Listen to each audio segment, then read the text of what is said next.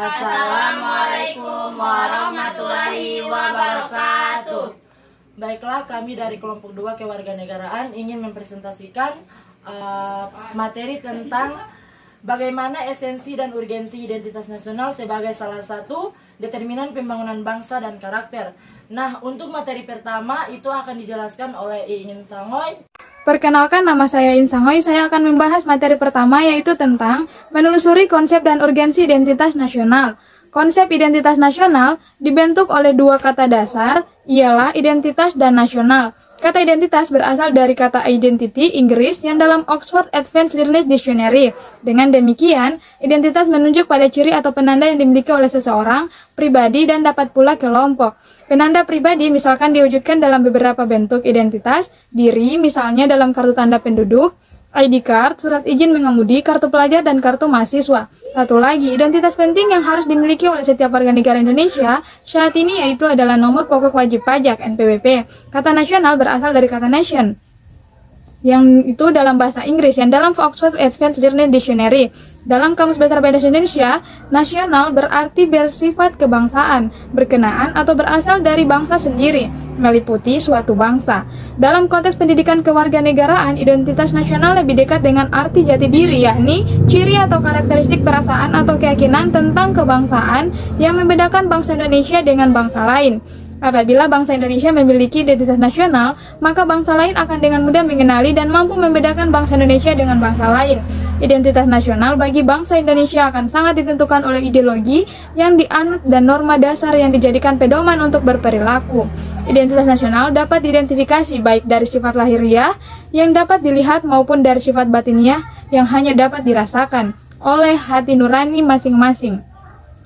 Pancasila sebagai jati diri bangsa akan menunjukkan identitas kita selaku bangsa Indonesia, yakni ada unsur kesamaan yang memberi ciri khas kepada masyarakat Indonesia dalam perkembangannya dari waktu ke waktu.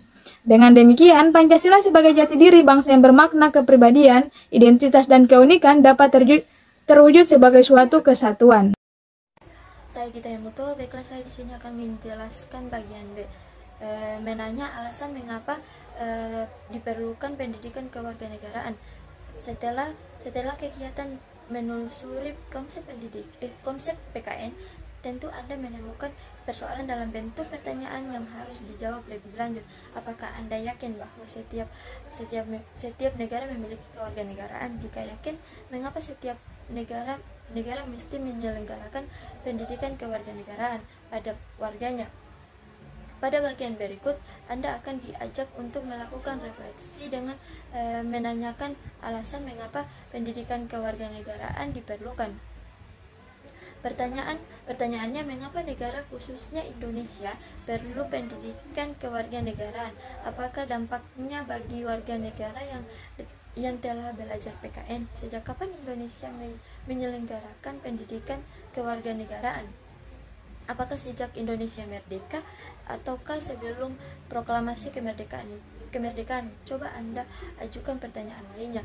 Cermati arti dan maksud pendidikan kewarganegaraan sebagaimana yang ditegaskan dalam Undang-Undang Republik Indonesia Nomor 20 Tahun 2003 tentang sistem pendidikan nasional yang menekankan pada pembentukan warga negara agar memiliki rasa kebangsaan dan cinta tanah air. Maka muncul pertanyaan, bagaimana upaya para pendiri negara dan pemimpin negara bentuk semangat kebangsaan dan cinta tanah air. Setelah Anda menelusuri konsep warga negara dan kaula negara, mungkin Anda juga bertanya atau mempertanyakan apakah benar Belanda yang memiliki tradisi barat yang dikenal liberal, egaliter, memiliki istilah onderdaan. Pertanyaan ini perlu diajukan mengingat istilah onderdaan sedikit kontroversial bila dibawa dan diperlakukan oleh Belanda yang memiliki tradisi barat. Anda pun perlu mempertanyakan mengapa bangsa Indonesia dan negara umumnya perlu pendidikan kewarganegaraan. Secara lebih spesifik, perlukah sarjana atau profesional belajar pendidikan kewarganegaraan? Untuk apakah sarjana atau profesional belajar pendidikan kewarganegaraan apabila memperhatikan hasil penelusuran konsep dan urgensi pendidikan kewarganegaraan di atas. Terkesan bahwa PKN Indonesia banyak dipengaruhi oleh pendidikan kewarganegaraan dalam tradisi Barat. Apakah benar demikian? Apakah keberadaan pendidikan kewarganegaraan di Indonesia karena mencontoh negara lain yang sudah lebih dahulu menyelenggarakan? Adakah model pendidikan kewarganegaraan yang asli Indonesia? Bagaimana model yang dikembangkan? Lanjut dengan membuat pertanyaan-pertanyaan sejenis perihal pendidikan kewarganegaraan. Pertanyaan-pertanyaan di atas bila dirangkum meliputi 3 pertanyaan utama, yaitu yang pertama, apakah sumber historis PKN di Indonesia? Yang kedua, apakah sumber sosiologi PKN di Indonesia? Dan yang ketiga, apakah sumber politis PKN di Indonesia? Pertanyaan-pertanyaan pokok ini akan dibahas pada subbab berikutnya. Saya Tasya Karim. Di sini saya akan menjelaskan tentang menggali sumber historis sosiologi politik tentang identitas nasional Indonesia.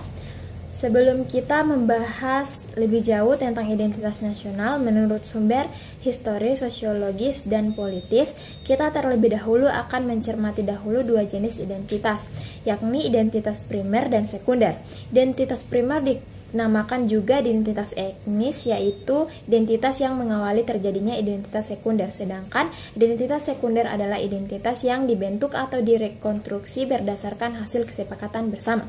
Bangsa Indonesia yang memiliki identitas primer atau etnis atau suku bangsa lebih dari 700 suku bangsa telah bersepakat untuk menerima Negara Kesatuan Republik Indonesia dengan menyatakan proklamasi kemerdekaan pada tahun 17 Agustus 1945. Identitas etnis yang terwujud antara lain dalam bentuk budaya etnis yang dikembangkan agar memberi sumbangan bagi pembentuk budaya nasional dan akhirnya menjadi identitas nasional. Secara historis, khususnya pada tahap embrionik, Indonesia ditandai dengan munculnya kesadaran rakyat Indonesia sebagai bangsa yang telah dijajah oleh bangsa asing pada tahun 1908 yang dikenal dengan masa kebangkitan nasional. Rakyat Indonesia mulai sadar akan jati diri sebagai manusia yang wajar karena dalam kondisi terjajah. Pada saat itu muncullah kesadaran untuk bangkit membentuk suatu bangsa. Kesadaran ini muncul karena pengaruh dari pendidikan yang diterima sebagai dampak dari politik etnis. Secara sosiologis, identitas nasional telah terbentuk dalam proses interaksi, komunikasi, dan persinggungan budaya secara alami, baik melalui penjajahan panjang menuju Indonesia merdeka maupun membentuk intensif pasca kemerdekaan. Identitas nasional pasca kemerdekaan dilakukan secara terang-terangan oleh pemerintah dan organisasi kemasyarakatan melalui berbagai kegiatan seperti upacara kenegaraan dan proses pendidikan dalam lembaga pendidikan formal ataupun non-formal. Dalam kegiatan tersebut terjadi interaksi antar etnis, antar budaya, antar bahasa, antar golongan yang terus-menerus dan akhirnya menyatu, berafiliasi, dan memperkokoh Negara Kesatuan Republik Indonesia. Apabila negara diibaratkan sebagai individu manusia, maka secara sosiologis individu manusia di Indonesia akan dengan mudah dikenali dari atribut yang melekat dalam dirinya atau atribut yang berbeda dari individu manusia yang berasal dari bangsa lain. Perbedaan antara individu manusia dapat diidentifikasi dari aspek fisik ataupun psikis. Aspek fisik dapat dikenali dari unsur-unsur seperti tinggi badan, bentuk wajah, kulit, warna, dan bentuk rambut. Sedangkan aspek psikis dapat dikenali dari unsur seperti kebiasaan, hobi, dan kesenangan, semangat, karakter atau watak, sikap, dan lain-lain. Secara politis, beberapa bentuk identitas nasional Indonesia yang dapat menjadi penciri atau pembangun jati diri bangsa Indonesia. Semua bentuk identitas nasional ini telah diatur dan tentu perlu disosialisasikan dari satu generasi ke generasi berikutnya. Menurut sumber legal formal, pembahasan tentang identitas nasional Indonesia diuraikan sebagai berikut. Yang pertama, bendera negara sang merah putih. Ketentuan tentang bendera negara diatur dalam Undang-Undang Nomor 24 Tahun 2009 mulai pasal 4 sampai pasal 24. Bendera warna merah putih dikibarkan pertama kali pada tanggal 17 Agustus 1945, namun telah ditujukan pada peristiwa Sumpah Pemuda tahun 1928. Bendera negara yang dikibarkan pada Proklamasi Kemerdekaan Indonesia pada tanggal 17 Agustus 1945 di Jalan Pegangsaan Timur nomor 56 Jakarta disebut bendera pusaka Sang Merah Putih. Yang kedua, bahasa negara yaitu bahasa Indonesia. Ketentuan tentang bahasa negara diatur dalam Undang-Undang Nomor 24 Tahun 2009 mulai pasal 25 sampai pasal 45. Bahasa Indonesia sebagai bahasa negara merupakan hasil kesepakatan para pendiri Negara Kesatuan Republik Indonesia. Bahasa Indonesia berasal dari rumpun bahasa Melayu yang dipergunakan sebagai bahasa pergaulan dan kemudian diangkat dan diikrarkan sebagai bahasa persatuan pada Kongres Pemuda kedua pada tanggal 28 Oktober 1928. Yang ketiga, lambang negara Garuda Pancasila. Ketentuan tentang lambang negara diatur dalam Undang-Undang Nomor 24 Tahun 2009 mulai pasal 46 sampai pasal 57. Garuda adalah burung khas Indonesia yang dijadikan lambang negara. Di tengah-tengah perisai burung Garuda terdapat sebuah garis hitam tebal yang melukiskan Katulistiwa. Yang keempat, lagu kebangsaan Indonesia Raya. Ketentuan tentang lagu kebangsaan Indonesia Raya diatur dalam Undang-Undang Nomor 24 Tahun 2009 mulai pasal 58 sampai pasal 64. Indonesia Raya sebagai lagu kebangsaan pertama kali dinyanyikan pada lagu kebangsaan Indonesia Raya pertama kali dinyanyikan pada Kongres Pemuda kedua pada tanggal 28 Oktober 1928. Lagu Indonesia Raya kemudian selanjutnya menjadi lagu kebangsaan yang diperdengarkan pada setiap upacara kenegaraan. Yang kelima, semboyan negara Bhinneka Tunggal Ika. Bhinneka Tunggal Ika artinya berbeda-beda tetapi tetap satu jua. Semboyan ini dirumuskan oleh para pemuda yang menyatakan bahwa Indonesia sebagai mozaik society seperti halnya sebuah lukisan mozaik yang beraneka warna, namun karena tersusun dengan baik, maka keanekaragaman tersebut membentuk keindahan sehingga dapat dinikmati oleh siapapun yang melihatnya. Yang keenam, dasar falsafah negara Pancasila. Pancasila memiliki sebutan atau fungsi dan kedudukan dalam sistem ketatanegaraan Indonesia. Pancasila berfungsi sebagai dasar negara, ideologi nasional, falsafah negara, pandangan hidup bangsa, way of life, dan banyak lagi. Sekian presentasi dari saya, lebih dan kurangnya saya mohon maaf. Selanjutnya akan dilanjutkan oleh rekan saya. Perkenalkan, nama saya Jessica Fitria Bau. Saya akan melanjutkan materi tentang membangun argumen tentang dinamika dan tantangan identitas nasional Indonesia. Ada beberapa kasus dan peristiwa dalam kehidupan sehari-hari seperti yang kita lihat. Yang pertama itu ada lunturnya nilai-nilai luhur dalam praktik kehidupan berbangsa dan bernegara. Contohnya rendahnya semangat gotong royong, kepatuhan hukum, kepatuhan membayar pajak. Yang kedua, nilai-nilai Pancasila belum menjadi acuan dan sikap perilaku sehari-hari. Contohnya, perilaku jalan pintas, tindakan serba instan, menyontek atau plagiat. Yang ketiga, rasa nasionalisme dan patriotisme yang luntur dan memudar. Contohnya lebih menghargai dan mencintai bangsa asing, lebih mengagungkan prestasi bangsa lain dan tidak bangga dengan prestasi bangsa sendiri.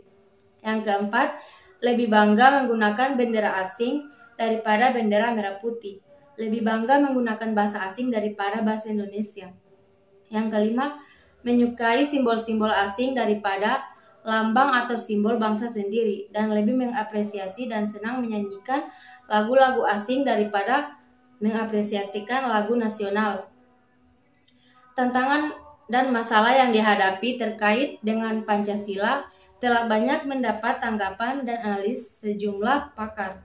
Seperti Ajumardi di Ajra menyatakan bahwa saat ini Pancasila sulit dan dimarginalkan di dalam semua kehidupan masyarakat Indonesia karena yang pertama, Pancasila dijadikan sebagai kendaraan politik. Yang kedua, adanya liberalisme politik. Yang ketiga, lahirnya desentralisasi atau otonomi daerah.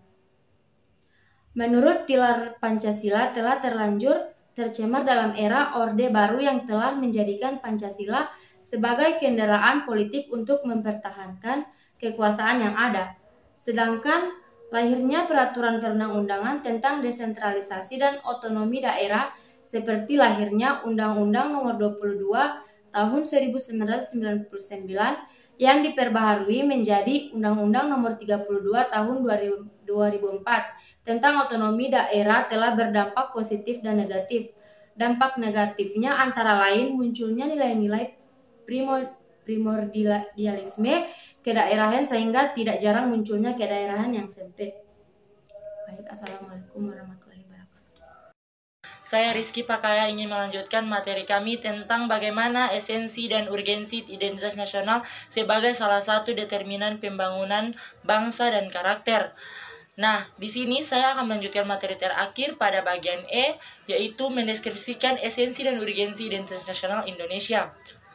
Sebelum itu, saya akan menjelaskan tentang apa sih kaitannya identitas diri individu dengan konteks negara atau bangsa. Nah, sebelum itu banyak pertanyaan yang muncul.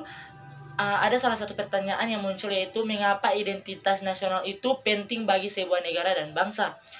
Jawabannya itu hampir sama dengan pentingnya identitas bagi diri individu atau diri kita sendiri. Di sini saya akan menjelaskan dua penjelasan. Yang pertama, agar bangsa Indonesia dikenal oleh bangsa lain. Apabila kita sudah dikenal oleh bangsa lain, maka kita dapat melanjutkan perjuangan untuk mampu bersaing dengan negara lain sebagai bangsa sesuai dengan fitrahnya. Yang kedua, identitas nasional bagi sebuah negara atau sebuah bangsa sangat penting bagi kelangsungan hidup bernegara dan berbangsa. Setiap negara juga memiliki keterbatasan sehingga perlu bantuan atau pertolongan dari negara atau bangsa lain. Demikian pula bagi Indonesia, kita perlu memiliki identitas diri agar dikenal oleh bangsa lain untuk saling memenuhi kebutuhan. Oleh karena itu, identitas nasional sangat penting untuk memenuhi kebutuhan atau kepentingan nasional negara kita tersendiri. Negara Indonesia berhasil melepaskan diri dari kekuasaan asing lalu menyatakan kemerdekaannya. Para pendiri negara segera menyiarkan atau mengabarkan kepada negara-negara lain bahwa mereka dapat mengetahui bahwa wilayah Nusantara telah berdiri Negara Kesatuan Republik Indonesia atau yang biasa disebut dengan NKRI, yang bersatu berdaulat dengan cita-cita besar menjadi negara yang adil dan makmur. Sejak inilah bangsa lain mengenal identitas nasional Indonesia pertama kali. NKRI juga memiliki wilayah yang terbentang dari Sabang sampai Merauke, dari Pulau Milangas sampai Pulau Rote. NKRI memiliki penduduk yang pluralis dengan jumlah etnis lebih dari 700 dan bahasa daerah lebih dari 200, tetapi memiliki identitas nasional bangsa Indonesia. Untuk memperkokoh identitas nasional dalam konteks hubungan internasional, setiap negara memiliki bendera negara, lambang negara, bahasa negara, dan lagu kebangsaan mereka sendiri. Dengan identitas-identitas tersebut, maka negara kepulauan atau NKRI semakin dikenal oleh bangsa dan masyarakat dunia. Dengan saling mengenal identitas, maka akan tumbuh rasa saling hormat, saling pengertian atau mutual understanding. Tidak ada stratifikasi dalam kedudukan antar negara, bangsa. Mungkin itu yang dapat saya jelaskan untuk materi saya. Dari saya, Rizky Pakaya, terima kasih. Assalamualaikum warahmatullahi wabarakatuh. Baiklah, itulah hasil presentasi dari kami. Lebih dan kurangnya kami mohon maaf. Assalamualaikum warahmatullahi wabarakatuh.